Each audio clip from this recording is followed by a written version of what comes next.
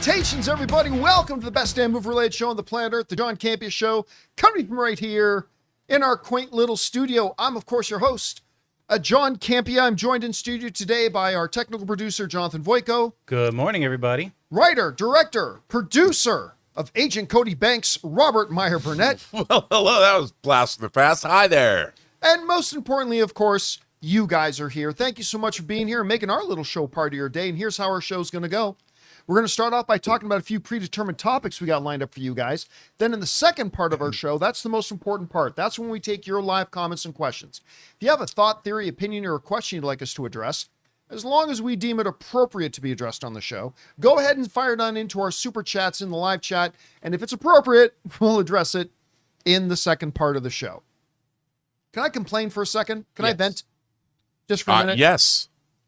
So last night, Sunday nights is our Dungeons and Dragons night. Me, my wife, a bunch of our friends started a new campaign about a month ago. And you know, my wife is a big D&D player. She's a dungeon master. She's worked with Wizards of the Coast, all that kind of stuff.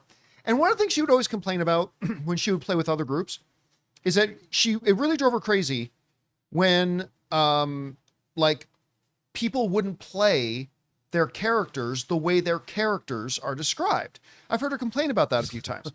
So in our campaign, this is Campea marriage therapy today. So in our campaign, first time ever, I decided to play a paladin. I've never played a paladin. So I'm playing a paladin. Anyway, last night, we're in a graveyard and we're fighting some fays. And we take them down. We've got this one fay who's completely bound, beaten, bloodied, can't do anything, blah, blah, blah. And everybody in the party is like, let's kill it. Yeah, just kill it. We can't get any information, kill it. And I'm like, guys, I'm a paladin. This is a helpless creature now. It's disarmed. We got to take a thing. And I spent like 5 minutes getting nasty glares from my wife. Like, I just want to kill it. But no, we can't. Let's just take it into the Hall of Justice. Let's take it to prison. And everybody got mad at me. And you guys been playing role-playing games and people get mad at you for actually playing your character? I got aggro last night, Rob. Aggro for just playing my character. Anyway, none of you came here to hear that story. So let's move on, shall we? And we're going to get today's show started off with this. You know, truly one of the worst films ever made in Hollywood history is in theaters right now. Scream 7. It is a giant, flaming trash heap of dog dung. It is like truly one of the worst films I've ever seen. But as we talked about leading into the movie opening up, we said it was on the projection to get the biggest opening perhaps in the history of the franchise. And sure enough, it did, and it did by even more than we were projecting. From the playlist, Scream 7. Ron, you got your back monitor on there. Oh, so I do. Scream 7, there we go. Carves up franchise record $64 million at the box office. Now, I know what some of you may be thinking. That doesn't sound that big. I mean, you know, this superhero movie opens to 190 and this one opens to 130. Yeah, but this is a Scream movie. This is the biggest, significantly, that the franchise has ever opened at. They go on to write the following. Despite the worst reviews of the franchise, and despite the fact that it's one of the worst films ever made, fans still want to see Scream. Paramount Pictures saw Scream 7 take $64 million over the weekend worldwide. The horror flick picked up 97.2. Directed by the first film's original writer, Kevin Williamson, who has not helmed a movie since 1999's Teaching Mrs. Tingle, the seventh installment was not well received by critics, earning a 36% on Metacritic and a 33% on Rotten Tomatoes. Audiences gave it a B- cinema score, which would equal 2011 Scream 4 as the lowest in the franchise from the audience. However, at a reported $45 million production budget, this chapter could be a nice, profitable film down the line for Paramount. As a matter, well, it's not quite profitable yet, but it's almost there. I'd say probably even with a big second weekend drop off, and I do believe it will have a big second weekend drop off, it's going to be profitable. It's going to make money. And so there's a couple things here about this. Like, we'll often talk about, you know, movies that did really badly on the opening weekend And people will say, and well, maybe for a recognizable IP, and people will say, well, that was because the movie was bad. I said, yeah, but people don't know it's bad until they go see it opening weekend. They just weren't interested. The strategy that they employed by not releasing the review embargo until the day the movie came out worked. They kept it very quiet how bad the movie is, and it worked. Listen, Scream is a recognizable, and in the horror space, it is a beloved franchise. It just is. And that's why I argued a lot with people. Like, you know, they obviously lost their two main lead characters from the last two movies. Who plays Wendy again? Jenna Ortega and Barrera. I believe that's how you pronounce her last name. And I remember when they left, a lot of people said, that's it. No one's going to go see Scream again. That's it. Everybody's going to abandon Scream. And I said, well, if they can get Neve Campbell back, I think they'll be okay. Sure enough, they backed up the Brinks truck full of money to Neve Campbell's house. She is very prominent. I mean, this is basically a Sid movie, 100%. And everybody flocked out to a record number, $64 million. Guys, for this franchise, that is impressive. Whether I like the movie or not, it's irrelevant. That's impressive. Now, I'm predicting a big, huge second weekend drop, but this movie already is going to be profitable. They're going to make a Scream 8. Hopefully they'll make it better than this one. Hopefully they'll bring Neve Campbell back again. And we'll see how it works out. Anyway, Rob, you know, we were saying we thought this one had a chance of being the biggest opening in the franchise's history. It did it by a lot. What are you taking away from this? Look, you know, any movie that does well is good for the business. True. And I think when you're dealing with a horror franchise that has an entry in it that's, say, less than great, the hope springs eternal. Like, I've never stood on ceremony when it comes to movies that have sequels behind 3, 4, 5, 6. If you're past 6, you're doing pretty well, you know. So especially in the horror genre, we've seen Friday the 13th. You know, we've seen, I don't know how many Texas Chainsaw Massacres there have been because they don't have numbers behind them. Some of them do, others don't. But I think in this case, it's astonishing that this franchise is 30 years old and still pulling in audiences. And more than ever before. Yeah, for a relatively small number, you know. So for Paramount, I mean, looking at their upcoming slate, this is probably the most successful film they're going to have for the next, I don't know, 2 years. So that's pretty good because they're in a lot of debt. But I'm happy. Look, I think it's cool that the franchise is still eliciting audience response. I think that it's okay that people are seeing it, and I like to see people going out to the movie theater to see movies. So it's a win for the business. It might be a loss for the horror genre. They can, but I mean, listen, they can make improvements. Sure, they can hear the criticism and go, okay, here's how we can make it better. And Scream 8 could be the banger of all bangers. It could be the Citizen Kane of the Scream franchise. So look, if something's successful, I leave it at that. Yeah, and by the way, as a side note, Rob, you know, one of the subplots here of the entire year has been the prediction that 2026 is going to be a very big year for the box office, right? Best since the pandemic 2019. This is the year that is going to make a big return rush. And I think it bodes very well that here we are this early in the year still, and something like Scream 7 can come out, which people were initially saying no one's going to go see this, and do this well, despite being a terrible movie, but still to do this well. Rob, I actually think this bodes not saying that every movie is going to be the biggest of their franchise, but I think this bodes very well for the rest of the year. People want to go see fun films, and I'm going to be curious to see how many people rush out to see The Bride next week. I don't think it's going to be big, but I think it's going to end up being bigger than I thought it would be. Yeah, I'm looking forward to it. I have tickets. Yeah. All right, guys, question is for you. What do you think about this? Scream 7, despite being one of the objectively, there's no such thing as objective in movies, but objectively one of the worst films in cinematic history. But listen, there's a hunger for Scream films, and people came out in record numbers for it. $60+ million opening weekend. Whatever you guys think about that, jump down into the comments section below and let us know your thoughts. All right, guys. With that down, let's move on to this, shall we? You know, ever since Dan David Ellison took over Paramount, we've been waiting for him to show us what the plan is, other than trying to get Warner Brothers. But what's the plan? What are you doing? They announced that you were buying this thing a year and a half ago now. Like, what's the plan? And we might now have the plan. And Rob, knowing the plan apparently is half the battle, because his plan is G.I. Joe. Yes, that's right.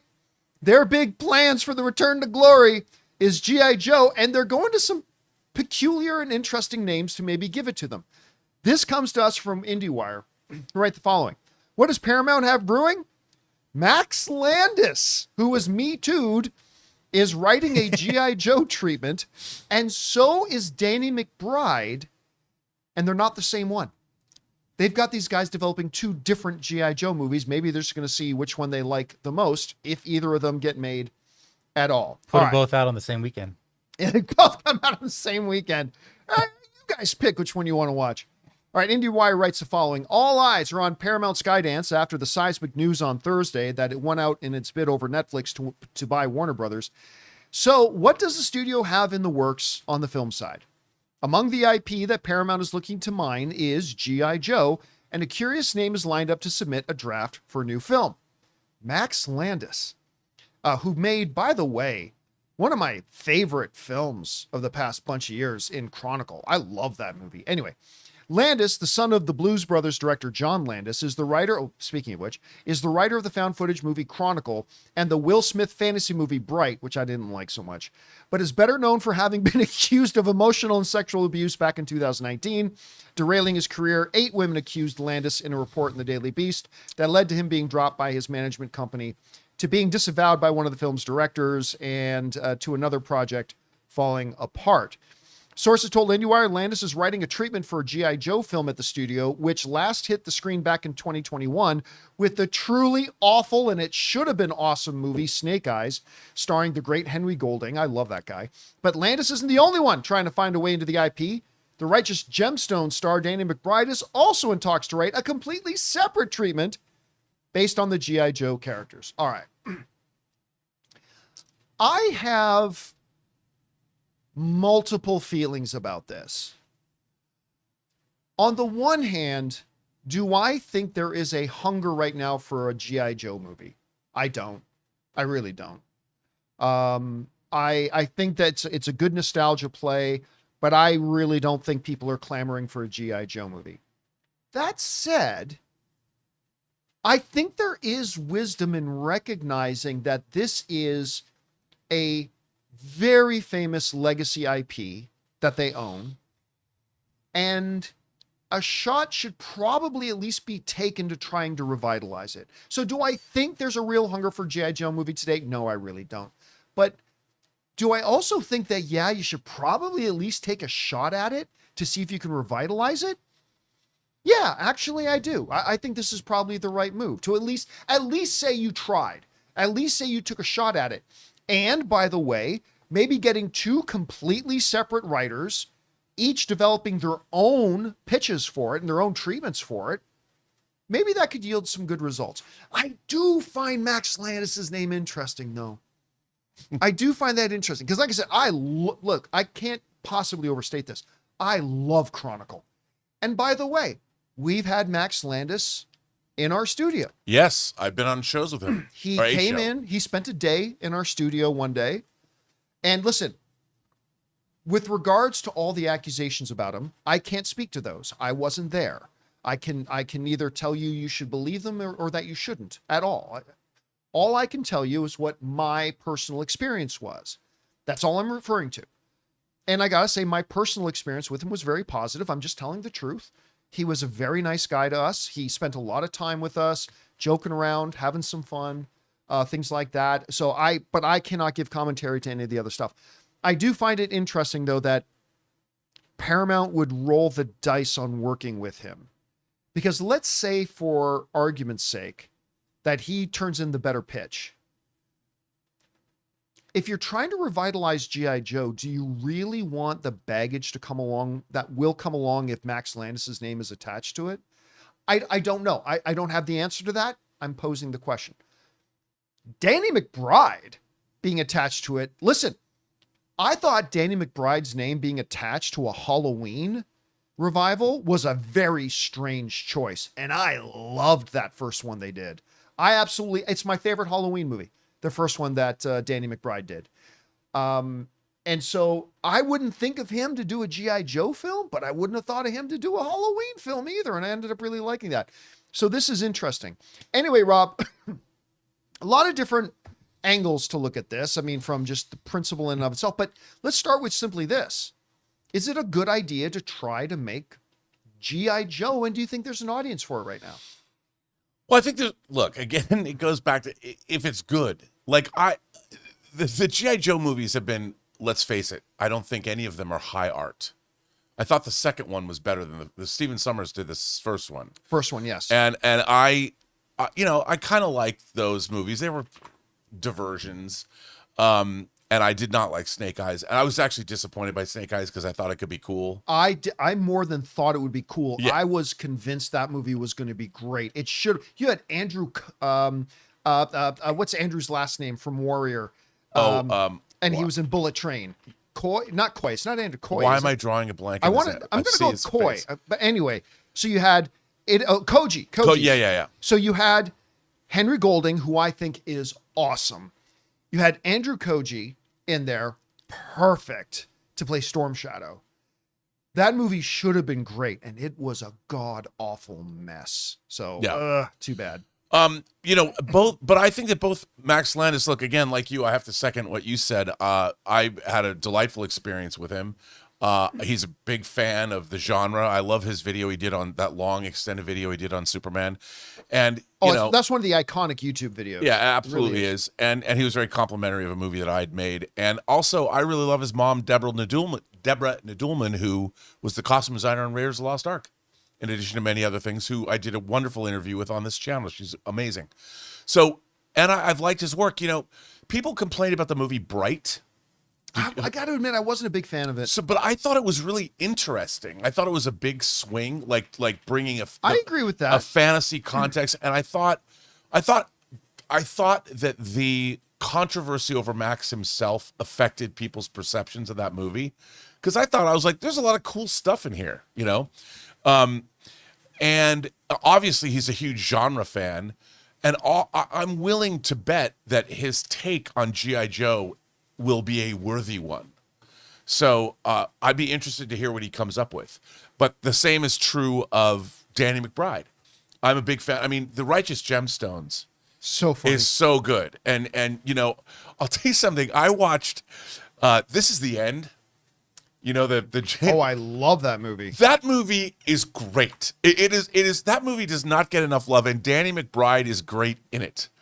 And, I kind of miss, I know Dave Franco has been kind of not Dave, but James Franco has been excommunicated. Yeah. Dave Franco and Allison Brie are great, but has been excommunicated. But This Is the End is one of my favorite comedies of the last 10 years. It's that because it's got everybody in it. Everybody is in that movie.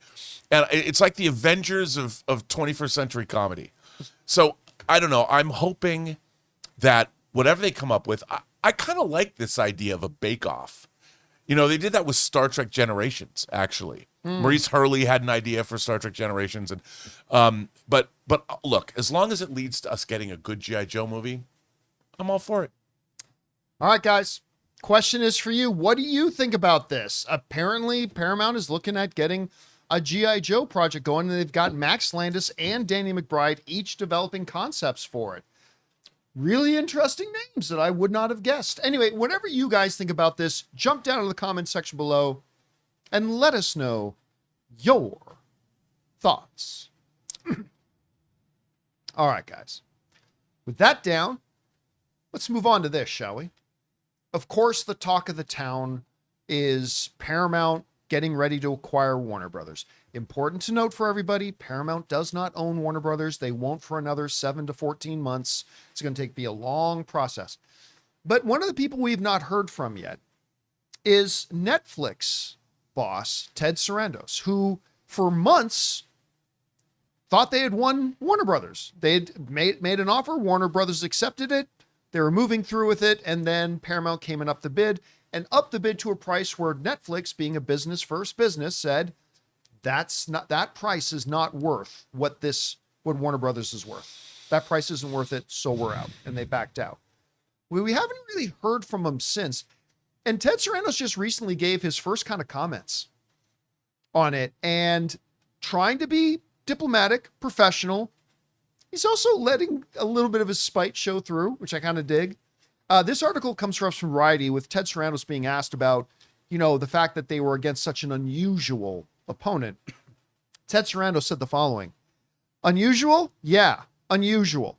Irrational. Whatever words you want to use in that, Sarandos said. It'll be fascinating to see the next steps. I've been on the record a lot in the last 2 weeks talking about what I think the future looks like. I'm confident in our future that we're not impacted by all that. In fact, maybe it's to our advantage, but I hope I'm wrong for the sake of the industry. He goes on to say, he also spoke about about President Trump's political pressure and if he thought it spooked Warner Brothers shareholders. He said, it's a lot cheaper, and he said this before about Paramount. This is the second time he's made this comment. It's a lot cheaper to make noise than it is to actually raise your bid, Sarandos said. So they tried that path first, making noise. Once it was clear that we weren't in the CNN business, because remember, Netflix wasn't going to buy CNN. They were going to wait for Warner Brothers to spin off all the television stuff, and they were just going to buy Warner Brothers and HBO Max. Once it was clear that we weren't in the CNN business, it was a lot less interesting. He, President Trump, didn't care that much about our deal after that. So, Irrational, they prefer just to make a lot of noise and straight up trying to be diplomatic, calling Paramount unusual. He does raise an interesting question about something we'll touch on a little bit later, so we won't go into depth here, but straight up saying what they offered to buy Warner Brothers doesn't make sense. I think the final total of the deal ended up being $110 billion. But, I think some people, Rob, I think has misinterpreted Sarandos's quietness on all this. I've seen some people kind of suggest that Sarandos never really intended to buy Paramount. Oh, he did. He really, or buy Warner Brothers. Yeah. He did. He really, really did. But I kind of said this on, I think, Open Mic the other day, and I'll kind of repeat it here. He's a businessman first and foremost. You've heard me say in this show before, the old adage when you're looking to buy real estate: the right house at the wrong price is the wrong house. But if he wanted it, why didn't he just raise his bid? Because the right house at the wrong price is the wrong house. And Rob, I talked about this bottle of Deadpool Aviation Gin. I love this. It was actually a gift to me. I love this. I think it looks really cool on my desk, and it's totally worth it to me to buy this thing, to have it on my desk. Great. So Rob, let's say you owned it. You said, great, John, you want it on your desk? And I'd say, yes, I think it looks great on my desk. Wonderful. I'd like it. I'll sell it to you, you say to me. I'll sell it to you, John, for $5,000. And I will say, go to hell. To which you will respond, but you said you want it. Well, I do, but for the right price. It's worth it to me have on my desk here, looking all nice, for $30, $50.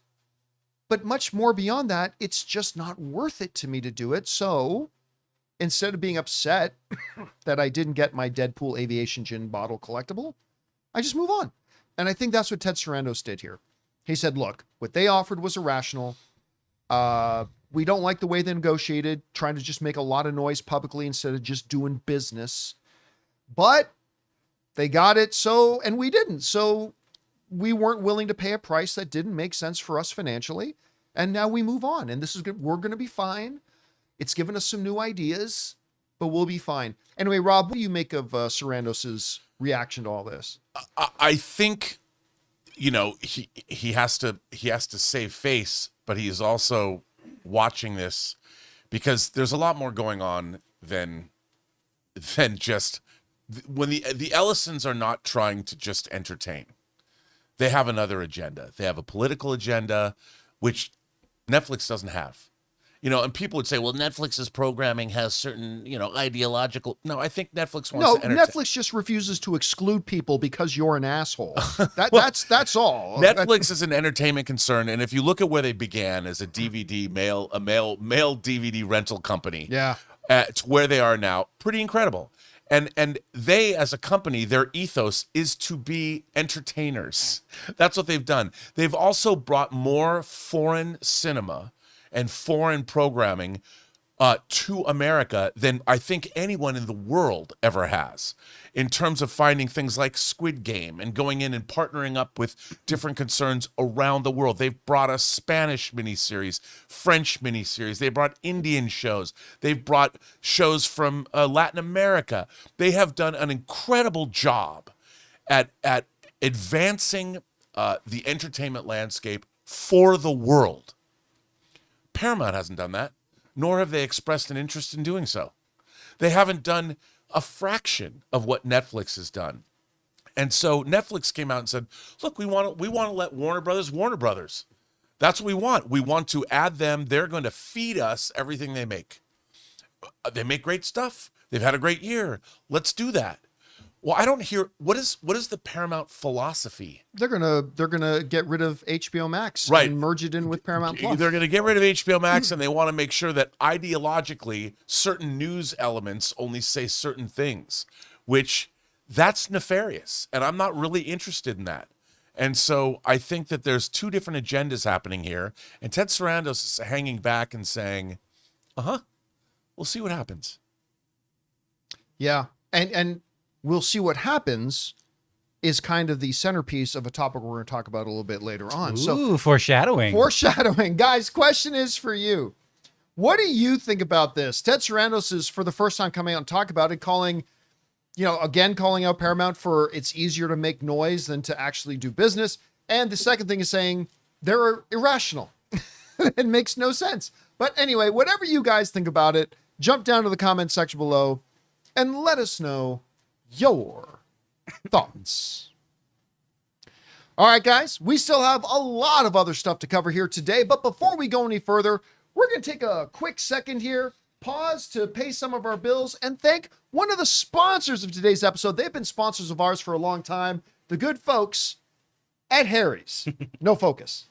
Guys, we want to take a second to thank a sponsor of this video, Harry's. Listen, guys, you know that I'm a tech geek. We live in an age where your phone is basically a handheld supercomputer and your car can now literally park itself. So why are so many of us still using razors that feel flimsy, overpriced, and honestly stuck in 2008? That's exactly why I've leveled up to the new Harry's Plus. When I first picked this thing up, the first thing that I noticed was the weight. It's solid metal, no cheap plastic here. If you want to check it out right now, head over to harrys.com/Campea. Now, what makes the Plus different is the advanced pivoting system that actually reaches every corner of your face. You're getting 3 different blade angles for a clean cut at the root, plus a lubricating strip with aloe and vitamin E to keep your skin calm while you work. No clogging, no middleman, just a great shave. Right now, you can get the Harry's Plus trial set for only $10 at harrys.com/Campea. You're getting the new Plus razor, a 5-blade cartridge,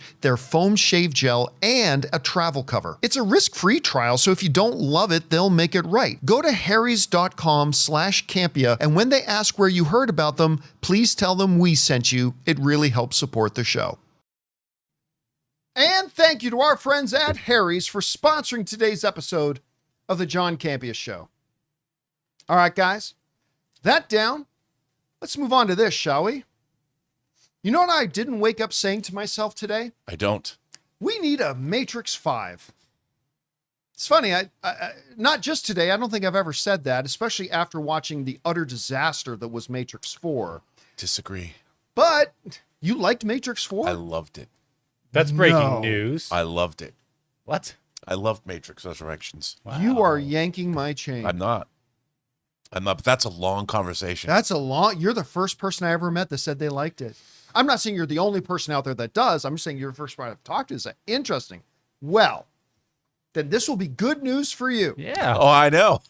Because apparently, according to this report in Screen Rant, they're still working on Matrix 5. They're saying it's still coming. Now, it's got an interesting writer Danny attached McBride. to it. Danny McBride and Max Landis. Yeah. Bring us Matrix 5. No, it goes on to say this. There is a new code brewing for the Matrix 5 after the cyberpunk sci-fi franchise was finally revived in 2021. The Matrix Resurrection underperformed at the box office, making, get this, just $160 million against a $190 million budget. Probably lost about $100 million. However, that didn't stop Warner Brothers from pursuing a new installment with, again, interesting name, Drew Goddard, writing and directing. Following the initial announcement of 2024's updates on The Matrix 5 have been minimal, but there is some good news, well, at least for Rob. In an interview with Screen Rant's Liam Crowley for Project Hail Mary, Goddard wrote Project Hail Mary, Goddard confirmed that the 5th installment is still in the works. I'm in my writing cave now. I don't know how long I'll be in that writing cave, but whenever I come out, I'll have news to share. All right. To quote the great Chris Carr, for why? What on earth is your motivation here? Some would say that the Matrix ran out of gas after Matrix 2, Matrix Reloaded. Some would say that it actually ran out of gas after the first one, that maybe they shouldn't have made any more after the first one. But almost universally, in a great sign of human unity, everybody agrees they shouldn't do any more after 4. But what I mean, look, let's just go over and take a look at this. I mean, just look how big of a stark drop off that was. Matrix 467 million became a forever pop cultural icon movie. Matrix Reloaded, which I know a lot of people didn't like, but I actually really enjoyed Matrix. There's a lot of great stuff in that movie. I really like that one. Anyway, then we had the Matrix Revolutions, which had very mixed responses. And then they come out almost 20 years later with the Matrix Resurrections. And woof. Nobody wanted to see it. Nobody went to go see it. And a lot of people, including me, thought it was terrible. But all film is subjective, and some people enjoyed it. So you got to ask yourself 2 questions. One, from a creative point of view, after Matrix Resurrections, should you really do more Matrix, or should you just say that it's done? I mean, just look at what happened. That's from the creative point of view. From the business point of view,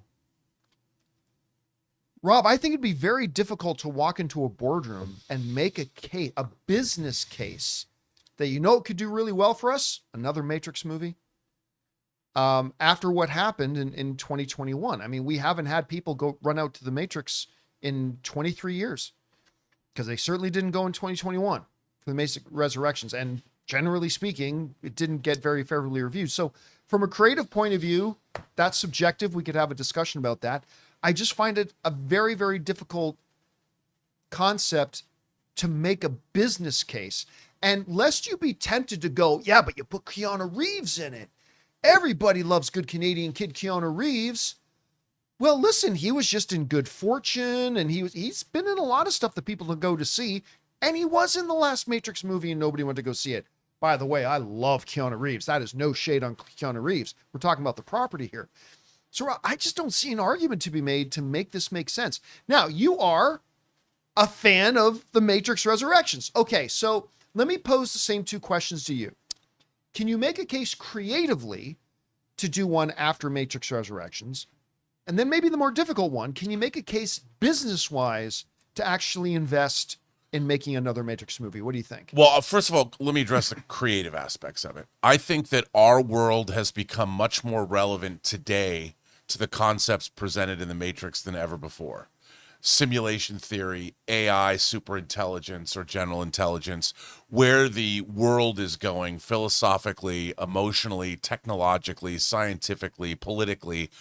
We are transitioning into a much more Matrixy world than even the Matrix had in 1999 when it originally debuted.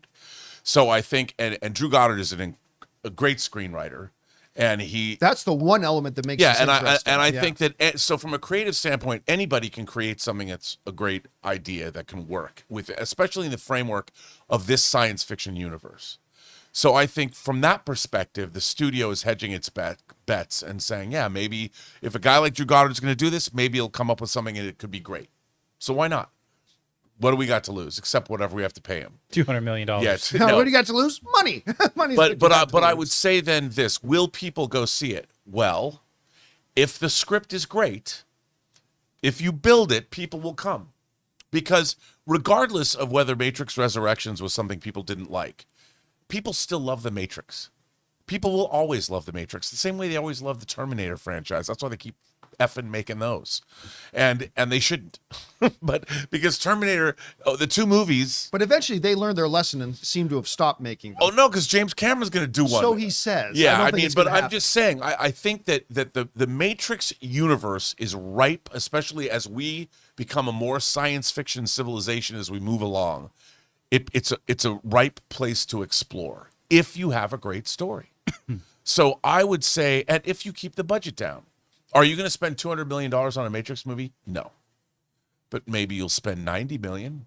Or do what Fox, do what Steve Asbell, the quiet king of franchises, is doing over at Fox, making alien movies, Predator movies at a price where you're not making a $200 million Predator movie, you make a $100 million Predator movie or a $90 million Alien Romulus. And you would never know. You don't look at Alien Romulus and go, oh, that's the low budget version of Alien, because they were never hugely expensive movies in the first place. So it works if you can manage that franchise. So I say, why not? And my answer is because I don't think there's any money to be made. People started losing interest in the Matrix after Revolutions. They exhibited that they had no interest anymore with Resurrections by not going out to even try it. And I just don't know what has changed since let me rephrase that. Since 2021, Keanu Reeves hasn't gotten more popular since 2021. No. Nothing has happened since 2021 to renew great interest in the Matrix. So I just don't know why I would believe that all of a sudden people would be interested in going to see a Matrix movie again. I just don't know. But it does have Drew Goddard writing it.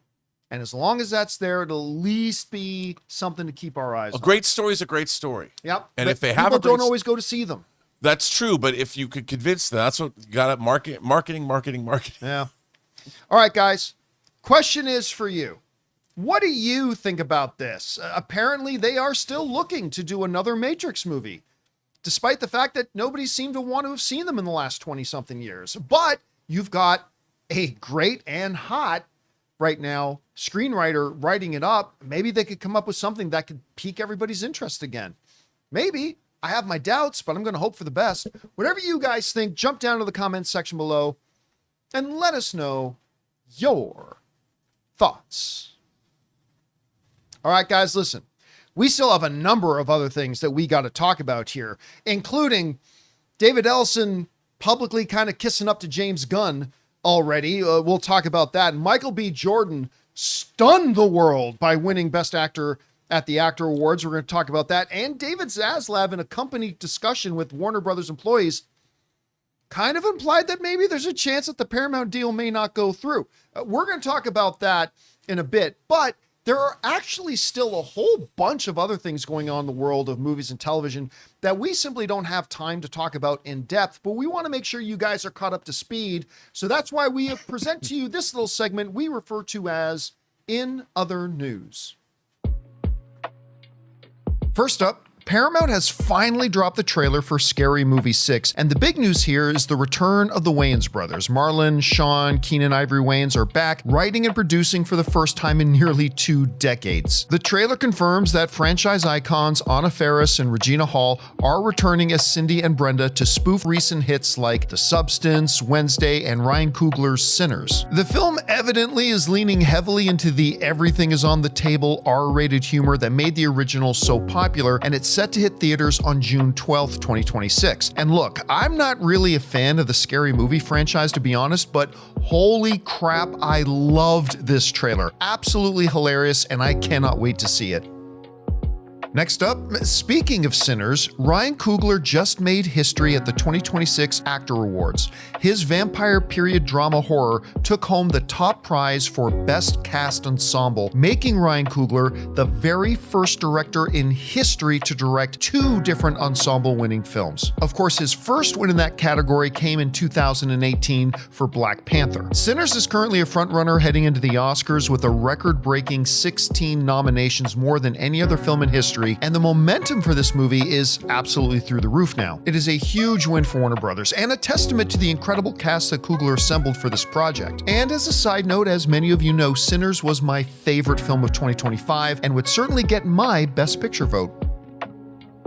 Next up, moving over to some what could have been Marvel trivia, a new retrospective is making the rounds today regarding How I Met Your Mother star Neil Patrick Harris. It turns out that before Alan Cumming brought the teleporting mutant to life in X-Men 2: X-Men United, Neil Patrick Harris was actually a top contender for the role of Nightcrawler. The story highlights just how different the early 2000s X-Men landscape could have looked if Neil Patrick Harris had donned the blue makeup. Now, while he did eventually find his way into the superhero world through voice acting in various meta roles, fans are currently buzzing about the what-if scenario of what if Barney joined the original X-Men trilogy. Next up, Matt Damon is getting reflective about his future in the industry. While promoting his collaboration with Christopher Nolan on the upcoming epic The Odyssey, one of our most anticipated films of the year, Matt Damon revealed that he views this project as likely the quote-unquote last big movie on film that he will ever make. Now, because Christopher Nolan is shooting the entire Greek epic using brand new exclusive IMAX film technology, Damon noted that the sheer scale and technical demand of the production felt like a once-in-a-lifetime experience. Now, while Matt Damon is not retiring, he admitted it's hard to imagine another production ever matching the massive physical and cinematic scope of what they've achieved here with The Odyssey, which is scheduled to hit theaters this July. Next up, for the MCU fans out there, we've got some street-level updates. A Daredevil Born Again's costume designer, Emily Gunsher, recently shared some juicy details regarding Season 2 and the upcoming Punisher special presentation. She confirmed that Matt Murdock's suit will continue its transition from red to black in the second season, and revealed that the Kingpin will have 3 distinct shades of white suits to reflect his evolving status. Now, perhaps most exciting is the news that Jon Bernthal's Punisher special will feature some intense fire-related sequences. The costume team actually had to rebuild Frank Castle's iconic vest from scratch using old photos because the original Netflix costumes were sold at auction years ago. And if I had won that auction, I would dress like the Punisher on this show every damn day.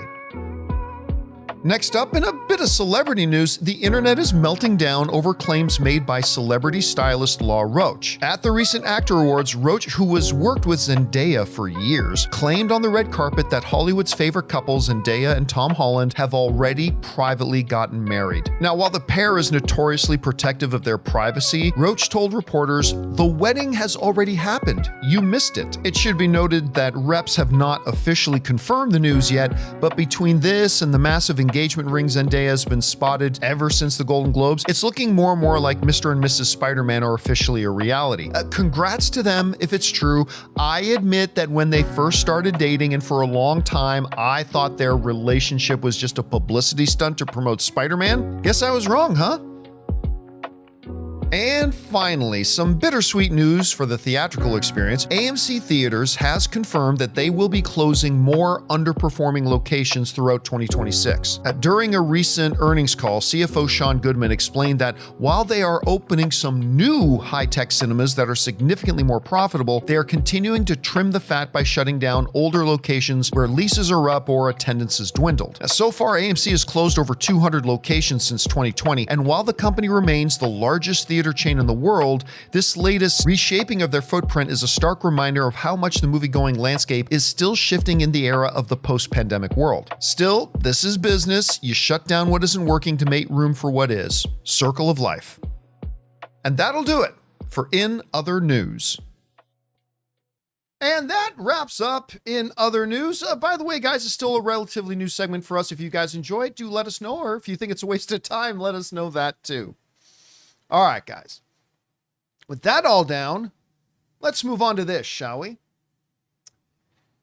You know, with Paramount apparently winning the bid to get Warner Brothers, which we'll talk more about in just a little bit, one of the things that I've kind of been suggesting has been that I believe that despite the fact that the reports are out there now that Paramount wants James Gunn to stay on and continue to run the DC properties, I have only predicted. I have obviously not talked to James Gunn. As I said to somebody this morning, I'm not the guy who talks to James Gunn. I'm the guy who talks to the cash register at McDonald's. But I have been predicting that I believe James Gunn will leave. I don't believe he's going to stay. As a matter of fact, last night, if you guys didn't see it, I put up a little editorial video on Paramount wanting James Gunn to stay, but why I think he's going to leave. I won't say who, I even got a call. Well, the guys know about this. I got a call this morning from one of the major trades, asking me about my source about James Gunn leaving. I said, I was pretty clear. I don't have a source. That's just what I'm predicting. That's just my guess that he's leaving. Well, apparently there are other people taking that kind of seriously, because in an analyst's call David Ellison had regarding Paramount and the merger and all that kind of stuff, David Ellison went out of his way to praise Superman, the movie Superman, James Gunn's movie Superman, as a powerhouse that is one of the key reasons Warner Brothers had such a great year. You can go and find the full transcript of it, but Variety just kind of does a quick summary of it here. It says, Ellison praised the year that Warner Brothers had in 2025, calling it a powerhouse slate, crediting such hits as Superman and Minecraft. And by the way, he didn't mention One Battle After Another or Sinners. Not because I think he was intentionally leaving them out, but because I think David Ellison, again, this is just me speculating, David Ellison has begun the James Gunn ass-kissing campaign. Listen, I don't think I'm the only one who knows that James Gunn is probably just going to up and leave. I think he's going to want to shoot Man of Tomorrow first. That's just my guess. Again, all this is just me guessing. I think he's going to want to shoot and produce Man of Tomorrow first and get that ready to go. But I think he's going to leave. Paramount wants him to stay. That's already public information. But I think I'm not the only one who thinks James Gunn is probably looking at leaving. I think Dave Ellison also knows James Gunn is probably going to want to leave. And I think already Dave Ellison is laying the groundwork for the James Gunn ass-kissing campaign.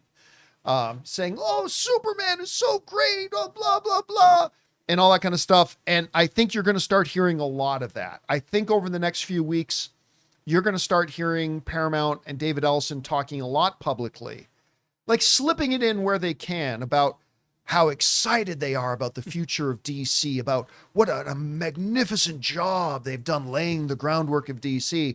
I think he is going to directly start saying how much we want you, James Gunn, without outright saying we really want you to stay, James Gunn.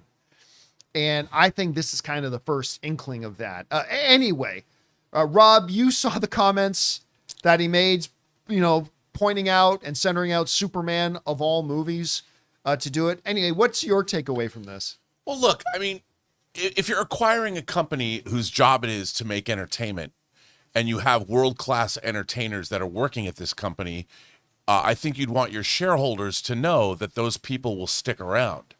So the value of all this money that we're paying, we're not going to undercut the value of the very thing that we're acquiring. So I think that is what he's trying to do, which makes sense considering they have multiple projects in the middle of production at this point. And so, including James Gunn's Man of Tomorrow. So why not curry favor with him? I think that was a smart move, but I also think that should have been done before they made their bid. Like I would have thought that you would have gone and talked to all these people and said, because look, if you acquire a studio that's currently cooking with gas, which they are, The Bride is yet another example, and that's opening this weekend. This week, yeah. And they just got my had tickets for Thursday. And they just had, because I believe The Bride's Warner Brothers, isn't it?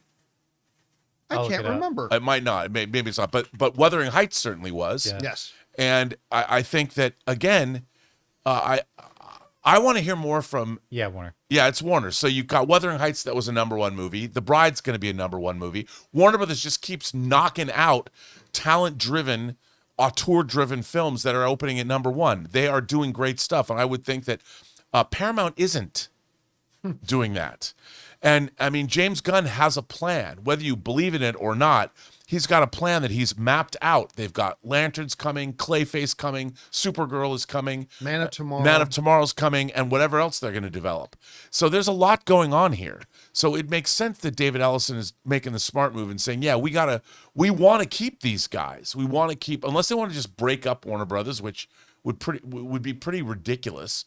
But looking at what Ryan Coogler did, let's talk about what Zach Kreger did with Weapons on a $38 million spend, making $250 million, and Amy Madigan wins yet another award. I mean, it's like you are moving into a place that is above your pay grade. So you better start currying favor with your creatives. Otherwise, you're not going to have a company that what is your company going to do? Yeah, remember, it was just like a week and a half ago or so, David Zaslav and the board of Warner Brothers said, we might see a mass exodus of our employees if we go to Paramount. Fast forward a week later, Paramount gets them. And yeah, like I said, I think David Ellison has now officially launched the James Gunn ass-kissing campaign to try to convince him to stay, because I still think he's going to go. I think before his contract expires in 2027, I think he's going to stick around. And I'm basing this on nothing but my own assessment of the situation. But I think he's going to stick around to finish shooting Man of Tomorrow, and then I think he's going to split. Unless the Ellisons really laid on thick and like guarantee him complete creative autonomy and guarantee him, which he already has, which he has now with Warner Brothers. So it's like, yeah. So if they do, fine. But I mean, he's clearly like, just look at the comments that James Gunn made about his excitement for Warner Brothers to get acquired by Netflix and not so much by Paramount. And anyway, we'll see where it goes. Guys, the question is for you. The Kiss James Gunn's ass campaign by the Ellisons has now begun. Do you think it will be effective? Do you think they're going to be able to sweet talk their way into getting James Gunn to stay? Whatever you guys think, jump down into the comments section below and let us know your thoughts. All right. With that down, let's move on to this, shall we? You know, heading in now to the Oscars, it was pretty much been kind of set that Michael B. Jordan has got an outside shot at winning Best Actor. But the two main frontrunners are Timothée Chalamet, who's already won the Golden Globe and already won the Critics' Choice, and Leonardo DiCaprio for One Battle After Another. The Golden Globe and the Critics' Choice are fine, but really, the one you really want to keep your eye on is the SAG Awards, now known as the Actor Awards. Terrible name change, by the way, bad. guys. Should have just kept it as the SAG Awards. The Actor Awards sounds like something I present, but whatever. They're now called the Actor Awards. But that's the real litmus test about what maybe we can expect to see at the Oscars as far as the acting categories go. And while there were a couple of very expected outcomes, there was also a couple of stunners, one including Michael B. Jordan. As we go over and look at the results list, their top prize of the night, their kind of version of Best Picture, Best Cast Ensemble, as we covered in other news, Sinners wins. Ryan Coogler becomes the first director in Hollywood history to have two of his films win the award for Best Ensemble in a Motion Picture. Congratulations to him. But this was the stunner, guys. Michael B. Jordan beats out Timothée Chalamet, Leonardo DiCaprio, Ethan Hawke, and Jesse Plemons for Best Actor in a Leading Role, taking home the award for Sinners. And you know, while I do not expect Michael B. Jordan to win the Oscar, I've said all along, like, I think my pick is Timothée Chalamet, but Michael B. Jordan is so good in Sinners. If they open that envelope and say, you know, Michael B. Jordan, I am going to have zero complaints because he is brilliant. Sinners is my favorite film of 2025, and Michael B. Jordan and his performance in it is absolutely one of those reasons. Rob, maybe he wins the Oscar. I think him winning at SAG, the Actor Awards, I think it raises the chances. I still don't think he wins the Oscar, but this definitely raises the chances of it. Were you surprised to see that he took home the SAG Award last night? And what do you think that does to his chances heading into the Oscars? I have to say, I wasn't surprised because I think he's a beloved figure in the industry. I find him to be a very impressive guy. I've loved him all the way back Friday Night Lights and The Wire. You know, he directed Creed 3. And I loved seeing it was a great moment. I loved his speech. I loved everything about this happening. Yeah, his speech was really good. And I think that, you know, he's a guy that, remember, he didn't just play one person. He played two. Yeah. He gave us double the performance. And one of the two characters himself played two characters, the human version and the vampire And the version. vampire, yes. So he kind of played three characters. And so I'm like, that's plus the technical difficulty in playing against yourself in scenes. So I think that a lot of maybe the actors were more hyper aware of that than anybody and gave that to him, which is, like you said, it makes it a very interesting horse race because when the actors are picking it, that means something. So, yeah, I mean, again, look, the actors branch puts together the nominees list, but the entire like 9,000 member academy is going to be voting on the winner. But I now listen, I don't think you can deny this is now, I thought it was a 2-horse race with Michael B. Jordan being an outside shot in the 3rd position, but this is legit a 3-way race now. I like, honestly, Rob, I will not be stunned. Well, I'll be stunned if a name other than Jordan, Chalamet, or DiCaprio get named, but I am not going to be in the least surprised at any one of those names. If they open the envelope and say Leonardo DiCaprio, I'm not going to be surprised. If they open the envelope and say Timothy Chalamet, I ain't going to be surprised. If they open that envelope now with him winning the SAG award, I'm still going to call it the SAG award. If they read Michael B. Jordan, I'm not going to be surprised. I'm just not. But listen, that wasn't the only thing that happened at the SAGs. no. There were a couple of other notable things. Before we get to the other winners, I got to call this out. One of the best speeches I have heard at an awards ceremony in a long time, as the Lifetime Achievement Award was given to Harrison Ford. And he was there with his shrinking cast and all that. He was sitting with Michael J. Fox, which was really great to see. And his speech was passionate, sentimental, moving, warm, vulnerable. A lot of words you don't often associate with Harrison Ford in real life. But you could tell the entire speech he gave, he was on the verge of tears the whole time he gave the speech. I love how he opened. He goes, "You've given me this award because I'm still alive." Get off my plane. And then he says, "It's odd to give me the Lifetime Achievement Award when I'm really just in the middle part of my career, but okay, it's a little early." But the way he talked about finding his people, about the way he talked about passing it on, about, you know, using the platform to elevate people. And it was just a beautiful speech. I don't want to spend too much time on it, Rob, but you heard the speech. What did you think about it? Well, I loved hearing it, you know, because he's got a great sense of humor whenever he appears in public about all of these things. And I really liked hearing him because, look, I don't think Harrison Ford, he has a really interesting career. And there's movies One of that the are greatest of all time. Yeah, that hard to see, like performances like he gave in The Mosquito Coast, which is a movie that's hard to see these days. Incredible. You know, and you go back and you think that he was in Apocalypse Now. You know, he's done so much. I love movies like Roman Polanski's Frantic. He gives a great performance in. And then, of course, you see him as John Book and Witness, and whether he's the President of the United States. I mean, he's done so many interesting, cool things.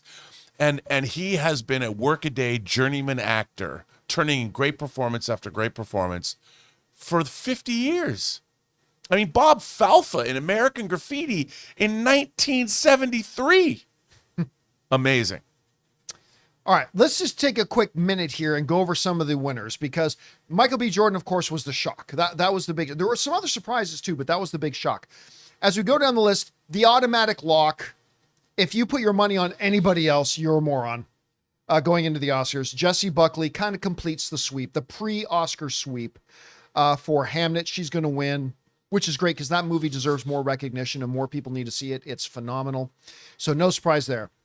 But I loved seeing this. Best male actor in a supporting role, my pick, Sean Penn, one battle after another. I think it might be my favorite performance I've ever seen him in, and he's already won Oscars. Right. And I think this is my favorite performance of his, so I love seeing him win that. I think he's got a better chance at the Oscars now than I thought. Best female actor in a supporting role, Amy Madigan for Weapons. You know what? When I saw the movie, I never thought of her in the Oscar race. And then people suggested it, and I'm like, actually, she is that good in it. So she wins there. It's going to make it a very interesting race going into the Oscars. Best stunt ensemble, Mission Impossible, Final Reckoning. Now then we get into some TV stuff. This was a foregone conclusion. Best cast ensemble in a drama series, obviously was going to be The Pit. Best cast ensemble in a comedy, The Studio. Best male actor in a drama series, no surprise, Noah Wyle for The Pit. By the way, season 2, every bit as good as season 1 so far. Female actor in a drama series. This was a surprise.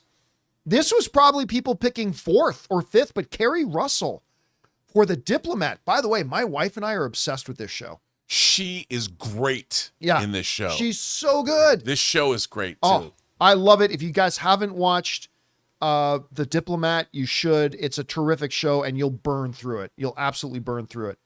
Best male actor in a comedy series, Seth Rogen for The Studio. And then this was the one that kind of surprised some people. Best female actor in a comedy series, Catherine O'Hara.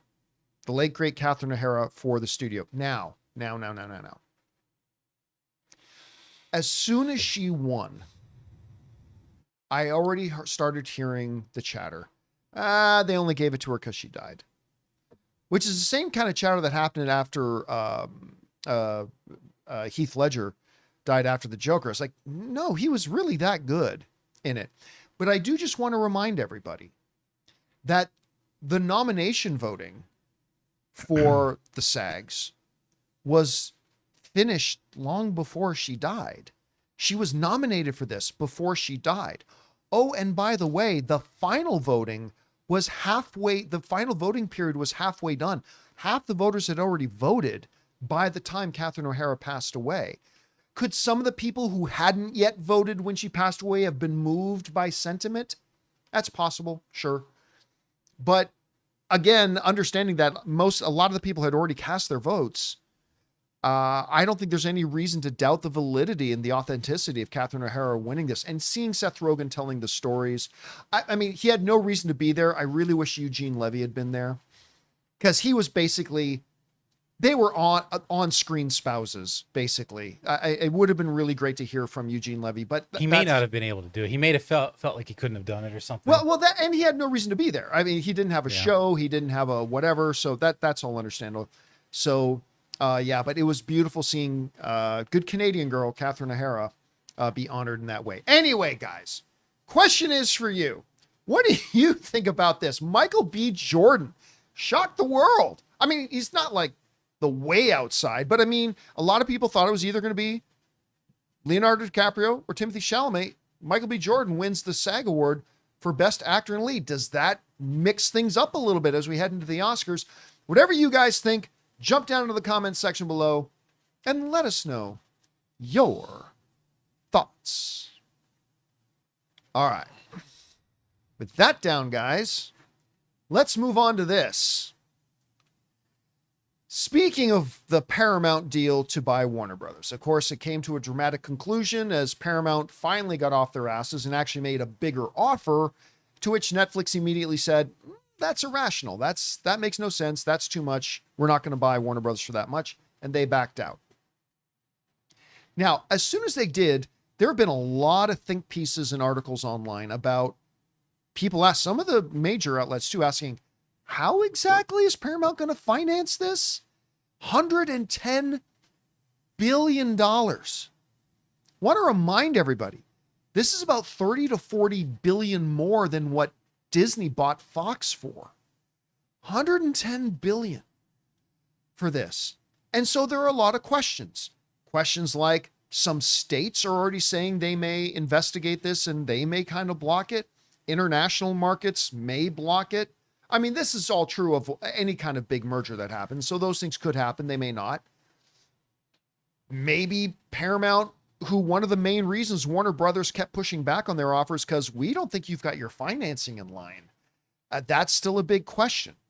Well, You would think with Paramount now officially being announced as the winner of the sweepstakes to get Warner Brothers, that now it's all about the PR push to make everything look good and perfect and dandy and hit the road for the next 7 to 12 to 14 months to get this thing finished.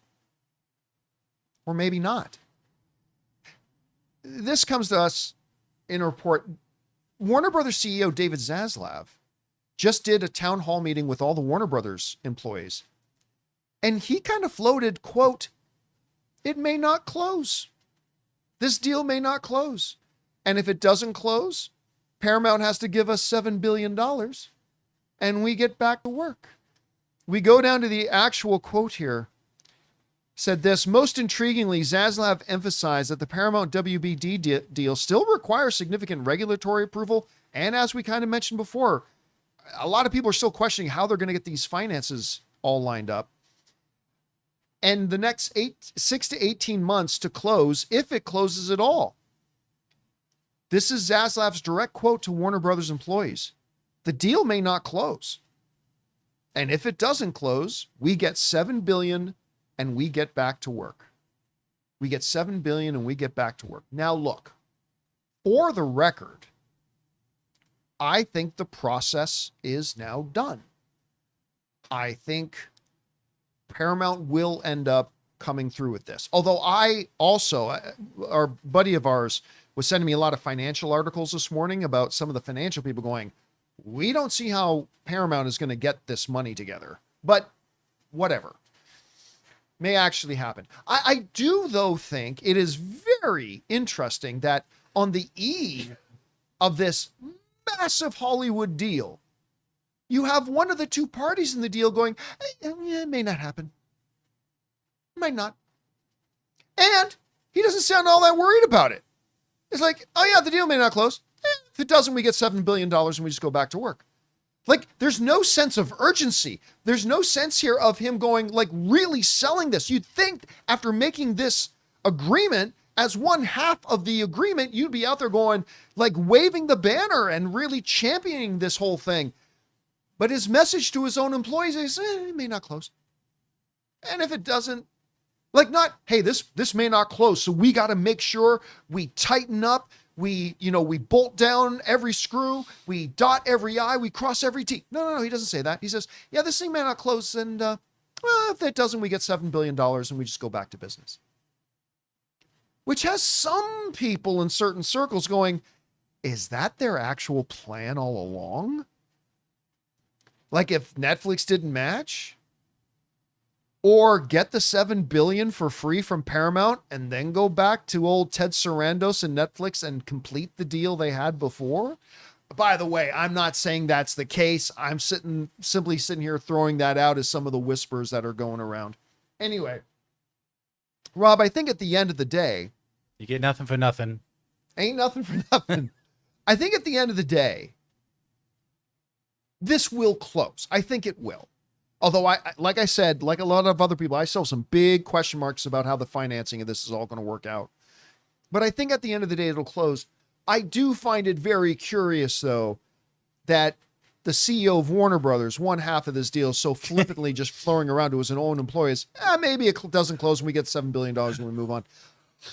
I mean, I don't know. And Rob, by the way, it's still 6 to 18 months for this to go through. Still a lot of regulatory processes to go through. Some outside of the United States that have nothing to do. Like, I already see some people like when they say, "Well, the White House is their ally." They listen, there's some non-White House including things here too. I don't know. What do you think about Zaslav's comments, which I think are interesting, and how do you see this shaking out? I am no financial expert, clearly. But I do think that this entire situation is interesting. And I don't have my head wrapped all the way around it. Like, I really don't understand. It has always seemed to me that the Ellison boys have wanted to acquire Warner Brothers for reasons that are necessarily, they're different than, say, Netflix does. I think they have outside agendas. I think they want to control the flow of information. I think they want to, the news organizations and what they would control, how they've already changed CBS. They've already had to deal with, like, Barry Weiss and changing the the culture at 60 Minutes. And there is definitely a political bent to what they are trying to do, which is absent from Netflix wanting to acquire Warner Brothers.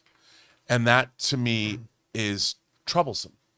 And I have questions that why is this political in nature? And I understand why it's political in nature. You're dealing with, and people always ask me, well, Rob, why do you bring this up? The fact is that Larry Ellison is a supporter and an advisor to President Trump. And so you can't remove that from the equation of what they're doing. I mean, they've already made significant changes at CBS, and they've already done things like Stephen Colbert has been fired. So there is a political, there's political things happening here that are not happening on the Netflix side. That alone gives me pause. And I wonder, and then you have foreign money like Saudi Arabia that's going to help prop up. I don't know if that's still going on, but they were talking about getting that money to complete this. That's troublesome as well. When our media is beholden to foreign powers and foreign money in terms of, I mean, that, and again, as I'm saying, I'm no expert, but that gives me pause. And I think that, look, with Netflix and Warner Brothers, it's all about showtime, folks. It's about entertainment. But the other side is not just about entertainment. And that is problematic, I think. And that's what I have. That's all. I'm not an expert. I can wax rhapsodic about Star Trek all day long. But this is something, I just see that there's two different agendas at play here. One of the agendas has a political bent to it and shaping our news and shaping the political opinions of the nation. And that is not what Netflix and Warner Brothers is all about. There is an element of that in Paramount acquiring Warner Brothers. I think there's an element, but I'll be honest with you, I've never thought it was that big of one. And the reason being is they could have bought CNN for literally 2%. They could have. Because remember, Warner Brothers' plan was to spin off CNN and sell it separately. If all the Ellisons wanted, I'm not saying they didn't want CNN. I'm just saying if their big thing was to get control of these legacy media networks, they could have gone, great. Warner Brothers is going to sell them off. We'll buy them for $2 billion instead of $110 billion.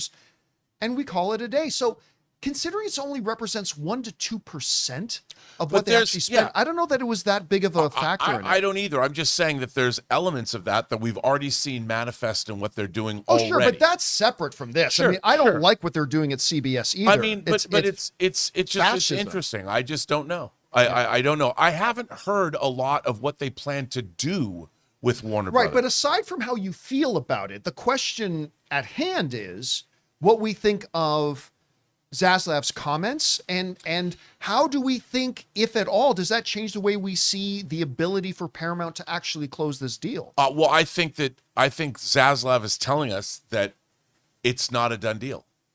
I think Zaslav's saying, let's wait and see.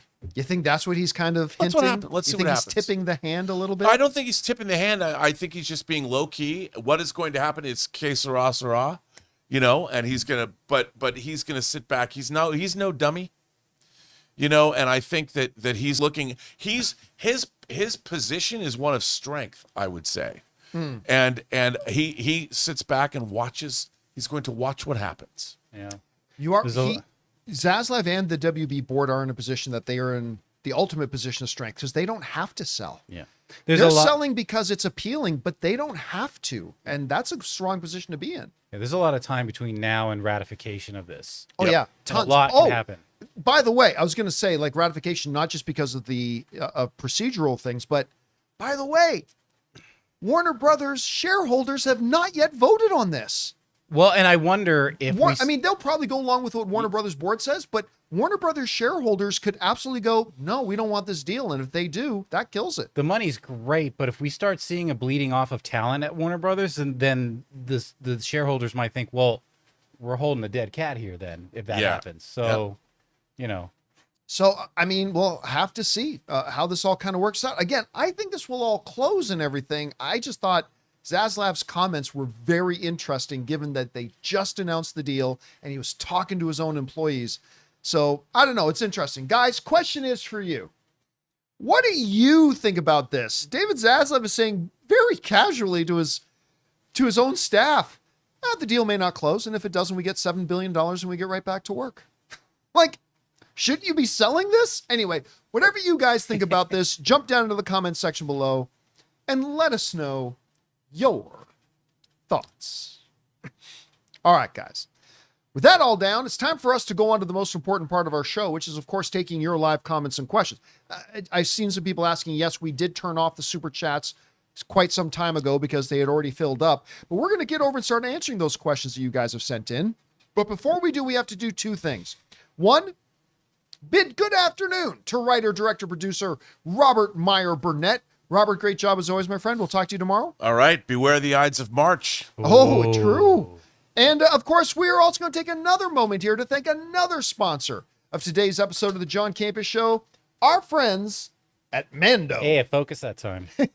Guys, we want to take a second to thank a sponsor of today's video, Mando. Guys, the time for spring cleaning has come, and to be honest, I'm actually kind of looking forward to it this year. I've been busy clearing out the clutter in the studio here and getting my camper van ready for the next movie meetup trip, but I'm also incredibly excited to keep using my deodorant. You guys know that a while ago I started using Mando whole body deodorant, and it has been an absolute game changer for me. Whether I'm sitting under these hot studio lights for a long live stream or I'm out on the golf course recently. Yeah, I actually just took up golf. I need something that actually works. Mando was created by a doctor and comes from the founders of Lumi. One of the things that I love about Mando is that it's safe to use anywhere. We're talking pits, feet, and even the boys downstairs. It's clinically proven to block odor for up to 72 hours, which is honestly way better than a shower with soap alone. It doesn't just mask the smell, it stops it before it starts. Right now, you can get 20% off site-wide. Head over to shopmando.com and use my exclusive code Campea. That's shopmando.com, code Campea for 20% off. Support the show and tell them I sent you. And thank you to our friends at Mando for sponsoring today's episode of the John Campea Show. All right, guys, it's already been a fun show, and now let's really turn it up. We're going to go over and start taking your topics that you guys have sent in to us, shall we? Jonathan, what do we got up first? Vika says, let me just fix this. It's cutting off a little bit. Vika says, glad DC rebooted, but upset about Affleck's The Batman and Chris McQuarrie's Man of Steel sequel pitch. He talked about it with Horowitz last year. Surprised you didn't cover it. Because there's really nothing to talk about. I mean, and by the way, we did bring it up. It did get brought up on the show, and we did talk about it a little bit. But I mean, that's the thing, though, right? Like, when a reboot gets announced, there's always going to be elements of it that unfortunately have to be swept away. I mean, I often give the analogy of a really broken down, terrible car. But like, oh man, I love this front seat in it. It was just the most comfortable front seat ever. Great, but you got to get rid of the car and buy a new car. You know, it's just the way it is. I obviously, you guys know this, I loved Ben Affleck as Batman. I loved him as Batman. But I also acknowledge that the DCEU did not work. It worked for me, but from an audience acceptance, critic acceptance, and box office and a business acceptance, it just ultimately didn't work. Sadly, you know, Affleck's like, his experience as Batman was not great. No, he also didn't have a great experience as Batman, but I loved him as Batman. I would have loved to have seen him continue as Batman, but as somebody who was a fan of just about every single movie of the DCEU except for two, being Harley Quinn and Wonder Woman 84, those are the only two I didn't like. I liked all the rest of them, but even as somebody who really liked all the movies and loved Ben Affleck as Batman, yeah, they had to pull the plug. It had to be rebooted or DC was doomed. All right, what's next? Johnny got lost. Do shareholders still have to vote for the deal, or is the WB board deeming the new deal superior enough to push it through? Chances they veto. Board can't do shit. No. The shareholders are the owners. It's all they did was give a recommendation. Now they've changed their recommendation. The board is the one who runs the affairs on behalf of the shareholders. Shareholders elect a board of governors. The board then runs the business on behalf of the shareholders. But make no mistake, the board work for the shareholders. The shareholders are ultimately the owners. they are the ones who make the decisions. Now, most of the time, shareholders in any company will go along with what their board recommends to them because they put their board in place to be their representatives and run their business. But yes, the board only acts on behalf of the shareholders. At the end of the day, it's the shareholders. So yeah, the shareholders could vote to turn it down. But what's going to happen is the board is going to say to them, Paramount offered you the most money. And most of the shareholders are going to go, good enough. So yes, they could still vote against it. It is possible, but I suspect it will go through probably no problem. All right, what's next? Johnny Got Lost says, I'm glad Ellison is sucking up to Gunn. Maybe he'll agree to stay out of his way and let Gunn run the show and fear that he'll lose him. Maybe Gunn stays then? Yeah, listen, I did an editorial video last night on why James Gunn is going to go, why I believe he's going to go. And one of the 5 pillars of that argument, I made 5 arguments about why you should really expect him to go. One of them was that James Gunn is going to lose that creative autonomy that he has at Warner Brothers. David Zaslav lets James Gunn do James Gunn. And Paramount's not going to do that. Now, if David Ellison gets a sit down with James Gunn and makes it ironclad clear to him that, number one, you have total creative freedom to run DC Studios as you see fit. And 2, one of the other of the 5 arguments was that they're going to be cutting budgets because Paramount's already announced they're going to cut $6 billion. But if David Ellison could sit down with James Gunn and convince him of 2 things. Number 1, you still have complete autonomous control, you and Peter Safran, complete creative control over your studio, DC, and we will simply be here from a business point of view, but you run your studio. If he convinces him of that and convinces him of, and we will make sure you are properly funded, like, we're not going to give you a $300 million budget to make Superman 2, but we will make sure you are properly funded and we will stay out of your way.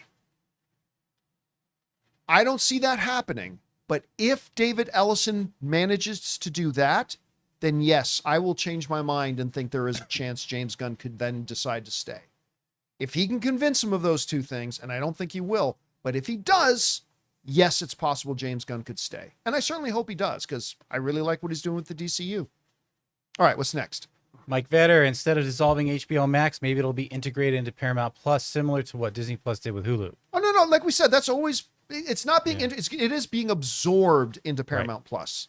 But it is keeping its, he said today, Ellison said today that it's going to still have the same creative team. Like HBO will run it basically like HBO. Well, see, that's 2 different things. HBO Max and HBO are 2 different things. Well, yeah, but so HBO at least. See, you got to remember, Paramount and CBS and all, they still make a lot of their money through traditional broadcast television. Mm-hmm. In as much as traditional broadcast television is dying, it still makes far more money than Paramount Plus or any of the streaming networks. It just does. It's on its way down, but it still does make huge money. So one of the things Ellison has said is, yes, HBO Max is going to disappear. It's going to get absorbed into Paramount Plus. And I think Casey, I wouldn't be surprised if Casey Bloys gets named as the new head of Paramount Plus, by the way. Casey Bloys is the current head of HBO Max. I wouldn't be surprised if they announce that he's now going to be the head of Paramount Plus. But that HBO will continue as a cable network. Oh, yeah. And so HBO will continue as a cable network, but HBO Max is going to disappear. Right. And so, like, anything they do on HBO will then go onto Paramount Plus. Yeah. I still think that's a mistake. I like Netflix's approach better. But it is the approach they're taking, and it has its upsides. It does. It has its upsides, so we'll see how that shakes out. All right, what's next? We got Sam, who says Harrison Ford's speech last night was awesome. Yeah, it was. It was really, really good. I just couldn't believe how vulnerable he was. That's really what moved me so much, was his vulnerability doing it. By the way, one of the users in the live chat just said it should be the other way around. Like, if Paramount was smart, what they would do is they would buy HBO Max, and what they would do is absorb their Paramount Plus into HBO Max. Yeah. That makes way more sense. Like, I don't know what the hell they're thinking. Like, you keep HBO Max, absorb Paramount Plus into it. You don't do it the other way around. So I don't know what they're thinking about that. All right, what's next? They're moving more subscribers this way. Exactly. Oscar says 30% plus market share equals DOJ FTC block. Also, possible wartime violation and debt makes this merger a failed mission. Market share alone should end this. I wouldn't worry about the DOJ, to be frank. Now look, as I've tried to explain to people, the DOJ and the FTC is not the be all end all. Like, let's say Netflix was still in play here. The Federal Trade Commission could try to block it, but then it would go to the courts where Netflix would have won. I don't think there's any issue with them blocking it. But yeah, with Paramount, there won't be an issue. Now, there could be an issue where, again, I kind of alluded to this earlier, a number of individual states are saying they are investigating this and may sue to stop the merger. That takes the DOJ and the FTC out of it entirely. Again, I'm not suggesting that that's going to happen or that it'll be successful, but they are saying they're looking at it. So I don't listen. We are still a long ways off from Paramount actually owning Warner Brothers. There's still a lot of hurdles that got to be jumped. The only one that's been jumped so far is that Netflix is out of the way now, but there are still some challenges ahead. All right, what's next? Apollo says, what's up, John and crew, man? Resident Evil 9 has been pretty effing good, and have you picked it up? Can't wait to see Zach Krager's take on the franchise. I've never played a single Resident Evil Nor game. have I, believe it or not. See, the thing is, I have never been remotely spooked out or creeped out by a horror video game. The only one that ever did, and you're going to laugh at me, the only one that made me feel to use an old timer phrase, the heebie-jeebies, was the first time I played Five Nights at Freddy's. Well, that just did the way it set up everything, it just did a great job of kind of freaking me out. But no other video game ever has. But listen, I know the franchise is really good. I know people have always loved it, but it's just never been one that I've picked up. I still got to do Expedition 33. I got to finish. I know, right? I got to finish Ghost of Tsushima, and then I got to do Expedition 33. I hear the music in that is great too. That game. Jared says Windows XP called the AMC John went to. They want their start button back. So for at least those it's not Vista. For those of you who don't know what he's talking about, let me see if I can bring this up. So I went to go see Hoppers the other day, and as many of you know, I put up my out of theater review for Hoppers. I thought the movie, I don't think it's one of the better Pixar films, but I thought it was quite good. I thought it was enjoyable. But here's the thing, bring this up. So there were no trailers because their system froze, which you can see from the top part of the screen. They just had this froze Windows screen. I wonder why. The operating system seems sound. And then I zoomed in on the start button. I'm like, what kind of ancient artifact is that? So that belongs in a museum. But that's somebody, one of the top comments, somebody said, it belongs in a museum. Somebody literally said that in my comment section. It's like, so there seems to be some disagreement.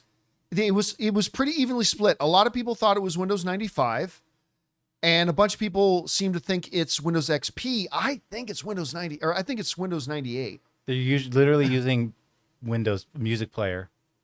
I mean, I'm like, oh my God, what is AMC? Can you not afford like a 20-year-old operating system? Now, again, listen, there's an argument to be made because like there are hospitals that still run like Windows 95. Mm-hmm. Why? Because those systems absolutely have to work. And once you got it stable, you don't want to do like something like that. You don't want to do anything. You know what? I heard this and I had to look it up to make sure it was true, and it was. I don't know if it's still true today, but as of a couple of years ago, like the operating system on the space shuttles were still like running Windows 95 or something like that. Some of them running Linux. Okay. I mean, but again, I just thought this was hilarious. I'm like, am I seeing what I'm seeing? Like, what type of ancient artifact is that they're using to play these movies? Anyway, all right, what's next? Mjada says, if Gunn leaves another dead DCU. Like I said, the last thing Paramount wants to do is reboot again. Is to have to go through a whole nother reboot again. And I don't know why there's still some people out there who believe, like, there are Snyder Bros that still have some semblance of intelligence. Like I'm a Zack, but there's a difference between a Zack Snyder fan and a Snyder Bro. Those are two different things. But there's still some people out there who actually think they're going to bring back Zack Snyder. They're not. They're not. So I don't know why some people hold on to that. Like, I could see James Gunn and Zack Snyder are buddies. I could see James Gunn getting Zack Snyder to direct a movie. Sure. I could see that. They're buddies. But anyway, that's not going to happen. But yeah, man. I mean, if James Gunn leaves, I think that, listen, if James Gunn leaves, they can still continue with the current DCU, right? David Cornsweet will still be Superman. Yeah. What's her name from House of the Dragon can still be Supergirl. I don't know why I'm freezing on her name. They can still go on with Lanterns. I mean, it's theirs. The DCU doesn't belong to James Gunn. I can't remember her first name, but something Alcock. Millie Alcott. So, like, it's still theirs. They can still continue on with it. So, my guess is if James Gunn does leave, which I think he will, I don't think they reboot again. I think they keep it going. How? I'm not sure, but I think they'll keep it going. All right, what's next? Jeff says Netflix is the #1 streamer. Acquiring another top 3 or 4 streamers is insane. That's like McDonald's buying Wendy's. Both deals should fall through. No, see, because what kills that argument is that the primary item of the deal was not the streaming service. The primary item of the deal was the movie theater, was the movie production business, which is not something Netflix is in at all. They have no theatrical presence. That was 85% of the deal. So since the real item of the deal, the real prize here, the property that was truly the deal, had nothing to do with streaming. Yeah, now streaming was a subset of that. It was going to come over as a part of that. But give me a quick second here. I'm going to look this up just quickly. Rank the 5 most popular streaming services. HBO Max is not at the top. So if I'm just bringing this up now, You have it on screen? I will bring it over. Give me a second. I can't bring it over. Anyway. Okay. Number 1 is Netflix with 325 million. Number 2 is Amazon with 200 million. Number 3 is Disney with 131 million. And you got to go all the way down to number 4 for HBO Max at 131, which is almost like a third of what Netflix has. So it's not like Netflix was buying Amazon. It's not like Netflix was buying Disney. But again, the key thing here is that the major thing they were buying, the major property, the major player was the theatrical business they wanted to buy. And HBO Max was a part of it. And yeah, I really don't think. And by the way, it's not like Apple and Android, where there are only 2. Yeah. And if one buys the other, well, then that's it, right? You still have Peacock, you still have Amazon Prime Video, you still have Disney Plus, you still have MG, you still have a number of other streaming, like a lot of other competition out there still. So I really don't think that would have been a big factor. I really don't. I would be worried if they were saying they were taking the creatives out of it and Netflix was going to run it directly, but that wasn't the plan. So yeah.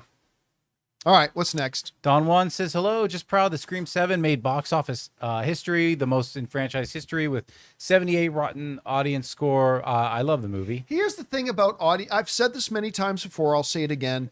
78 Rotten Tomatoes audience score is not that good.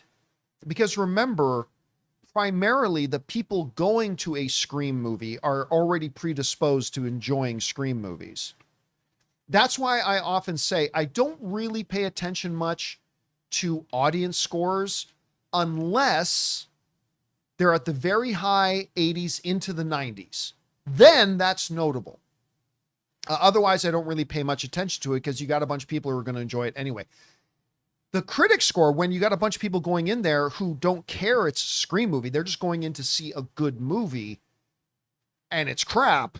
That's the thing. So, but yes, absolutely. I think we emphasize this a lot. For it to make $60+ million on its opening weekend. No, that's not a Star Wars movie. No, that's not a comic book movie. No, that's not whatever. But for Scream, that is the best ever for that franchise. And that just shows that the audience is still there for it. And it's, even though the movie is one of the worst films in history, the audience is still there for it, and they'll make an 8.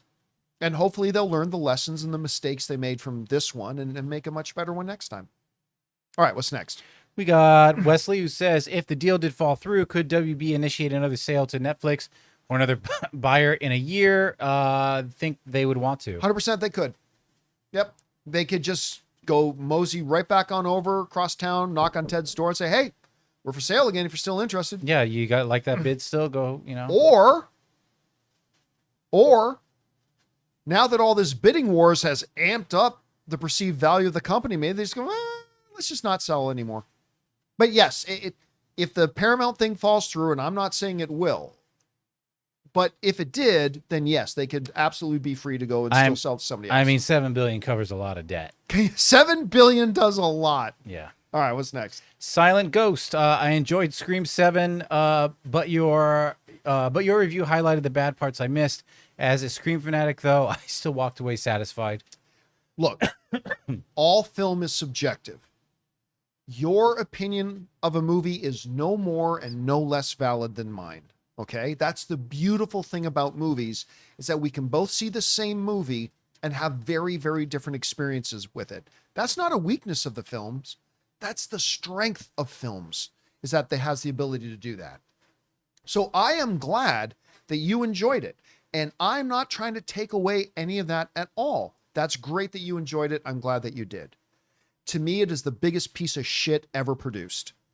It is bumped Catwoman off my unholy trinity list of the 3 worst films of all time. Let me see if I can actually, I think I brought it up the other day.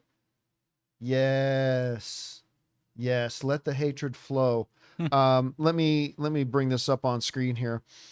This is now the unholy trinity of the 3 worst films of all time. Bring you down here for a second. There. The unholy trinity, as I call it. Now, for 22 years, 22, 23, 24 years, the trinity has remained unchanged. It was in no particular order: Battlefield Earth, Highlander 2, and Halle Berry's Catwoman as the 3 worst wide-release Hollywood-produced films in history. And that list has stayed the same for over 20 years. It hasn't changed.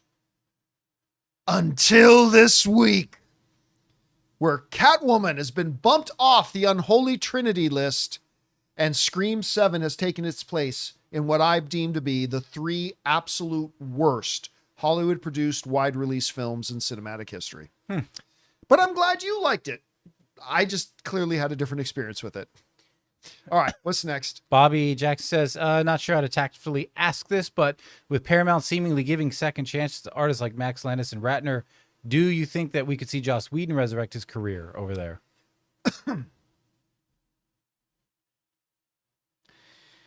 The Joss Whedon thing is a particularly sad thing to me because not only am I a really big fan of Joss Whedon's work, I really like Joss.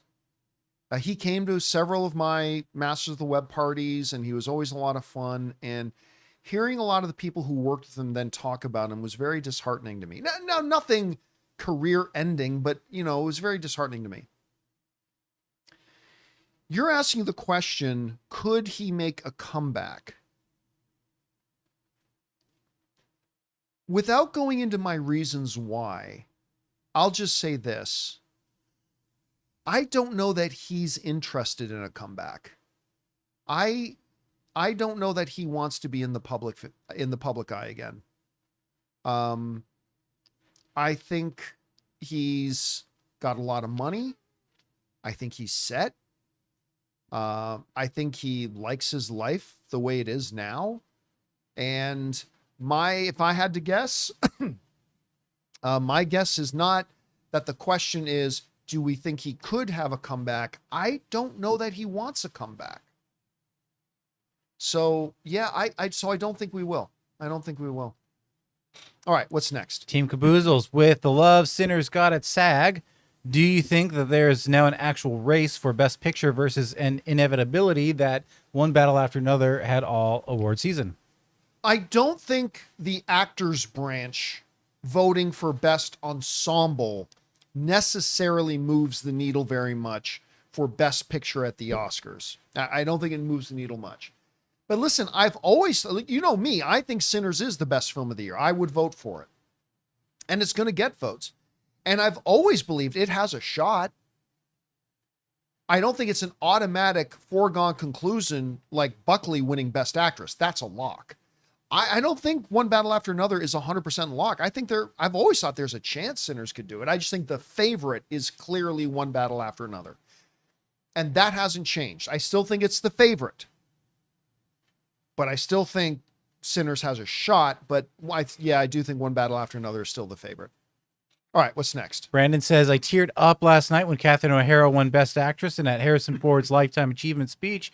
I also think Michael B. wins Oscar. Yeah, I still don't think he will, but I wouldn't bet money against it. I wouldn't bet money against it. And yes, the Catherine O'Hara thing was amazing. Harrison Ford's speech was wonderful. Michael B. Jordan's speech was really good too, by the way.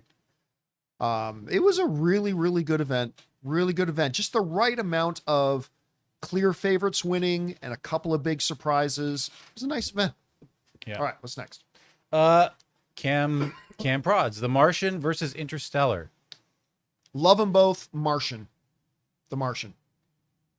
Okay, and then last one, 12 Years a Slave versus Django. 12 Years a Slave is amazing, but Django may be my favorite Quentin Tarantino movie, so I'll go Django. All right. The Screen Speak says, I watched Tomorrowland, and now I think that Brad Bird needs to direct a live-action Jetsons movie. That would be perfect. You know what's fun? I think we were AMC still, but we had a bunch of the cast of Tomorrowland come into the studio. Do you remember that, Jonathan? Yes. And I was really looking forward to that movie because you had Brad Bird directing, George Clooney, the Cloon, and the trailers looked really good. The movie wasn't that good. I mean, it wasn't terrible, but by any stretch, but it wasn't all that good. So, look, would I be excited to hear that Brad Bird is directing a live-action Jetsons? Sure. Would he be the first guy I would think to do it? Certainly not based on Tomorrowland. So that's just me. We'll see, though. By the way, he's a little busy with another little film called The Incredibles.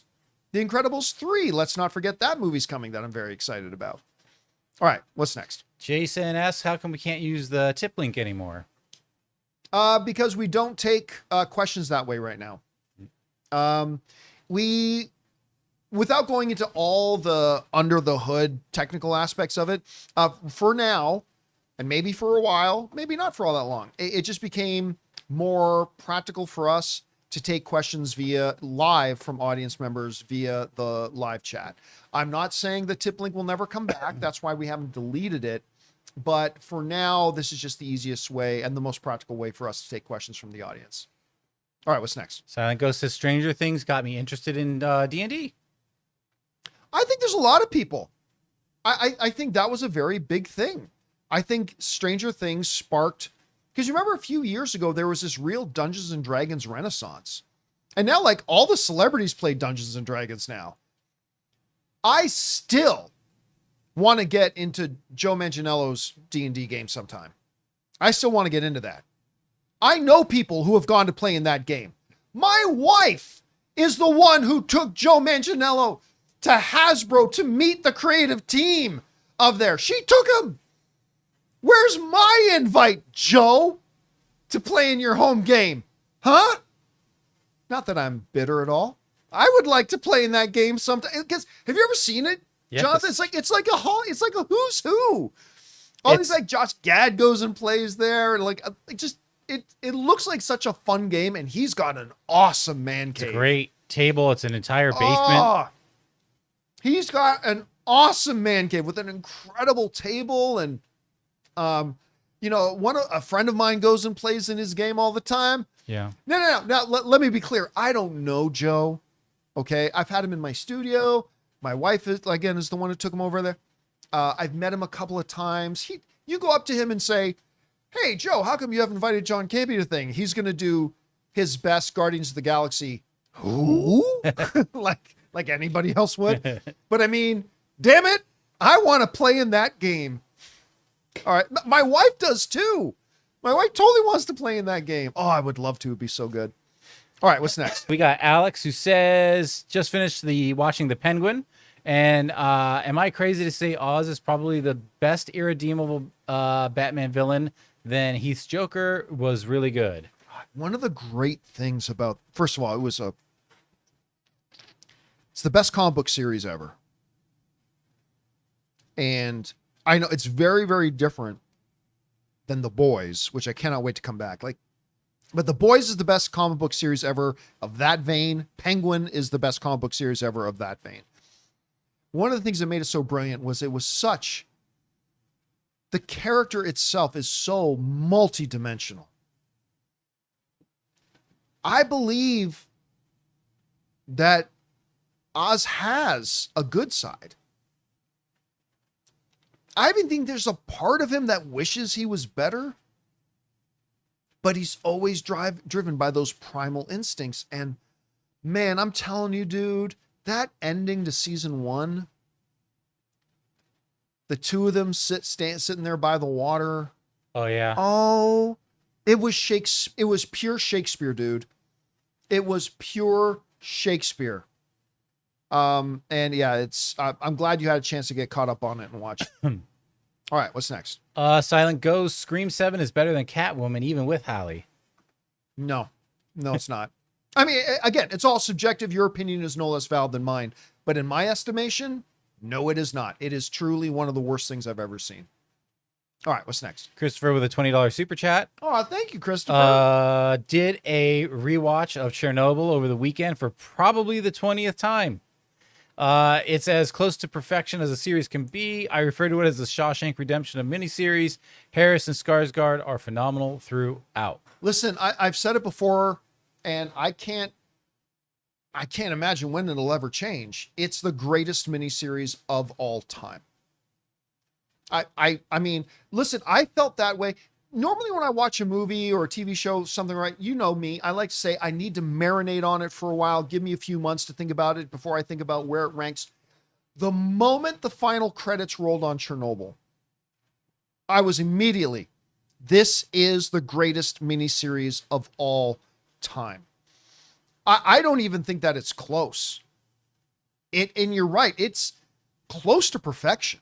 Nothing is utter perfection, but it's close to perfection. It's really that good. If any of you have not watched Chernobyl and you want to see an acting masterclass with Jared Harris and Skarsgård, oh my God, you'll do it because it must be done.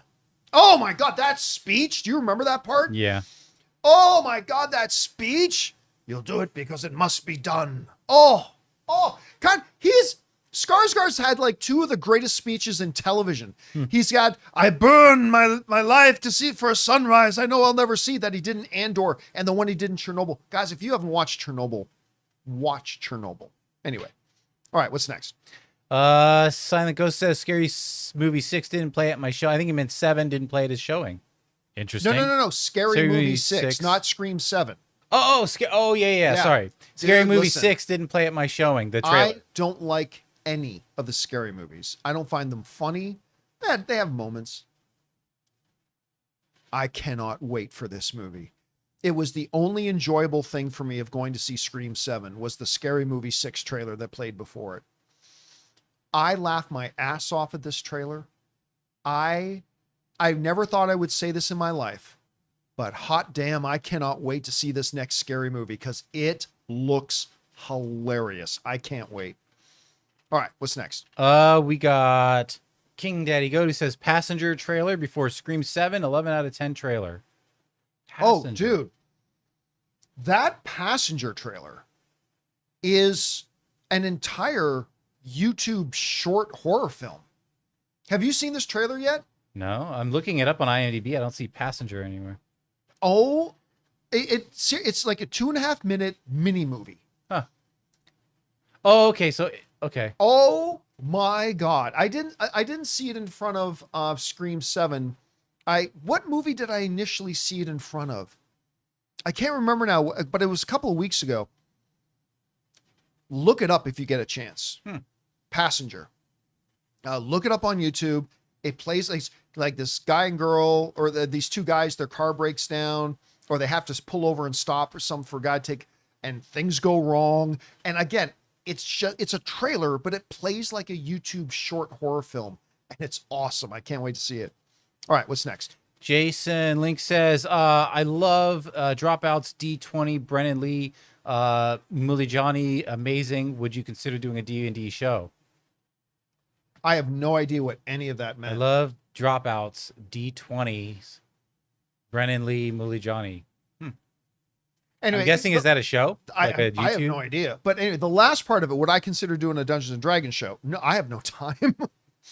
If I had the time, there are two things that I would do first before a D&D show. I would love to do a D&D show, but again, I have no time for that. I would, number one, get back to doing some videos. I do want to get back to doing some videos on Filthy Sports. I don't think we'll ever do live shows for Filthy Sports again. It's just not doable. But I think sometime in the next few months, I'm going to start doing 1 or 2 videos for Filthy Sports and get back to that. I've also been very tempted, Jonathan, for like the last 2 years to do a political channel. Because, I don't bring up politics on this show hardly ever, but I've actually considered doing some editorial videos and start a separate political channel and start doing some editorial videos. But again, I don't really have time. You could call it Left, Right, and Canadian. Left, Right, and Canadian. The North's perspective. Instead of Left, Right, and Center. Or just call it The North Remembers. Yeah. Oh, yeah. The North Remembers. But yeah, again, I don't really have time for it. People often ask me, John, can you live stream your Dungeons and Dragons games? Oh, hell no. Nobody wants that. Ridiculous. Because then you have 6 people who are going to be totally self-conscious and worried about saying the wrong thing or how they look, because we're going to have like 1,000 people watching the live stream or something, and nobody's going to be comfortable. And so, no, unfortunately, we'll not be doing any. You can't live just streaming. come even physically comfortable, because you got to like you may feel like you have to dress up because you're going to be. Some people are going to be like, Yeah, we just can't do it. All right, what's next? We got Vicus. Yeah, we already answered yours. Took care of that. Angel says WB deal may fall apart due to war. No Saudi money. I mean, that's kind of a stretch. There's a lot of Saudi money. Look, there are 1,000 moving pieces. Yep. And is true of any giant conglomerate merger. So this is not unique, but yes, there are 1,000 moving pieces, 1,000 straws that could break that bring the whole deal down. Again, I think the deal will go through, but it's going to be precarious for the next year. There are a lot of moving pieces, and a lot of people question whether these financial arrangements they have are actually going to be solid. So I don't know. We'll have to wait and see. All right, what's next? This is our last one. It's from Dan the Fan. Says, I saw Scream 7. I think the trailer for Scary Movie 6 was better. Yeah. It has become so meta that that wasn't a Scream movie. That was a stab movie. You know what? You're 100% right. So for those of you who don't know, within the Scream universe, there's a film franchise, a fake film franchise in the Scream universe called the Stab movies. And you're right. It felt more like a Stab movie than it felt like a Scream movie. Like, seriously, I wish I could sit down with the people who made this and go, what the fuck were you thinking when you did this? And what the fuck were you thinking when you had this character say this? And how on earth did nobody stop you from doing this? Like, it's just such a bad movie. Again, listen, everybody's got a bad day at the office. I'm not saying, boy, don't let them make the next one. Not at all. I think the people who make big mistakes are then positioned to make big improvements because they've made the mistakes. Unless you're the writers of Madam Web. There's this great story that used to be talked about in leadership conventions or talks where, and apparently it's based on a very, very true story. I may get some of the details wrong here, but there was like a junior executive guy at IBM, and he made a mistake that cost the company over $1 million. So the president of the company calls this junior executive in, and he's sure he's going to get fired. So he gets read the riot act. He gets reamed out a bit by the president and blah, blah, blah. And he says, all right, like, just get out of here. Let's make sure this doesn't happen again, blah, blah, blah. And the junior executive says to the president, he says, wait, you're not firing me? To which the president said in response, are you kidding me? I just spent $1 million on your education. I can't afford to fire you. And I think that is something that is, I heard that in a leadership conference once, and that has stayed with me forever. And that's why I'm not all down on the people who made Scream 7. Yeah, I think it turned out to be trash. That doesn't necessarily mean the people who made it are trash. And that doesn't mean they can't deliver us a really good one next time. As a matter of fact, as people who just made these big mistakes, it'll be interesting to see if they come back and do it and find the places to improve. Because it's not like he made 5 bad movies in a row. It was one bad movie. Mm-hmm. So I'd be interested to see what he does with Scream 7 or Scream 8, I should say. With that being said, John, there's some courses I've been wanting to take. If you'd be interested in financing my education, $1 million to $1 million. education? Just looking for some, security and job security here. All right, guys, listen. That'll do it for today's installment of the John Campea Show. Thank you so much for being here and making our little show part of your day. Big special thank you to all you guys who sent in questions. Number 1, because you gave us great fun things to talk about. But number 2, you supported this channel as you did it, and all of us involved with the show. Thank you guys so very much for your support. A big thanks, of course, to Robert Meyer Burnett for being here, our technical director, Jonathan Boyko. See you guys later. Guys, my name's John Campea. Thank you so much for being here. And until next time, my friends, bye-bye.